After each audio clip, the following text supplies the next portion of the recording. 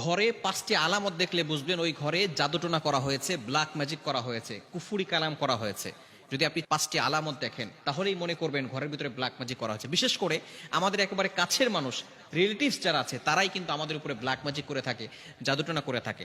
কেন করে? ১ নাম্বার কারণ হচ্ছে দুশ্মনের কারণে করে, ২য় নাম্বার কারণ হচ্ছে হিংসার কারণে করে, ৩য় নাম্বার কারণ হচ্ছে তারা লোভের কারণে করে। কারণ আপনাকে যদি দুনিয়া থেকে বিদায় করা যায় তাহলে তারা সম্পত্তি হাতিয়ে নিতে পারবে, এজন্য তারা ব্ল্যাক ম্যাজিক করে থাকে।